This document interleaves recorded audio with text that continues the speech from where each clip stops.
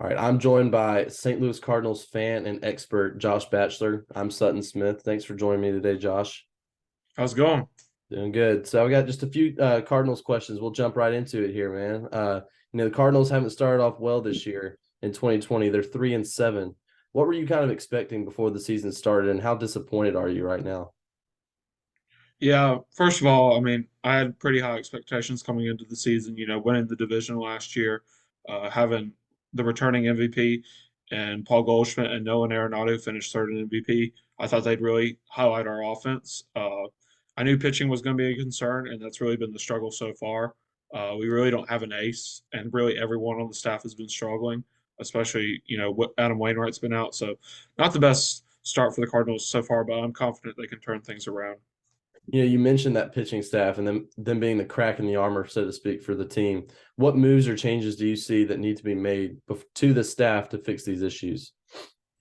Yeah, I think you just got to go out and get an ace, and then maybe you may have to look to the minor leagues too. I mean, to even trade or call someone up. I think we have a lot of good prospects down there that you could use as trade bait to get an ace or a secondary guy, because that's really what the Cardinals are lacking. And we got good pitchers down there like Michael McGreevy, whether he's ready or not, Tink Hence, and then also Matthew Libertor, who has MLB experience. So really gonna have to pull someone out of the bag because I don't think what we have right now is good enough.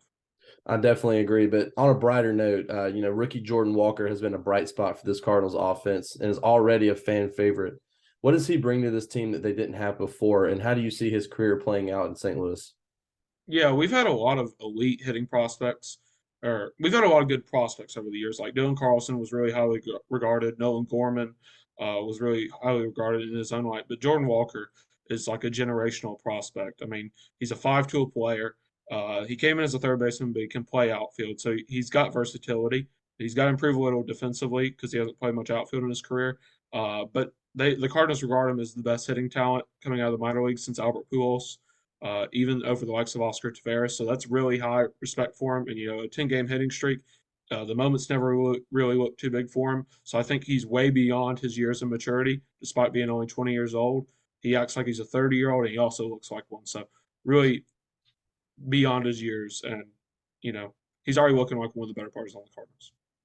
So finally, as we wrap up this interview, and thanks again for joining me, what is the realistic expectation now for this Cardinals team now that you've watched them play almost 2 weeks of baseball this season?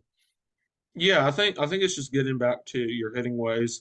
Uh, we showed we can win games even when our pitching wasn't good uh, against the Blue Jays on opening day, opening week. We hit off Alek Manoah well. Uh, we hit off Gosman, so we really haven't. We can hit off good pitchers. We've hit a little bit of a lull. I think the pitching does need to turn around because your offense isn't going to be there every night, but your offense has showed that it can carry us.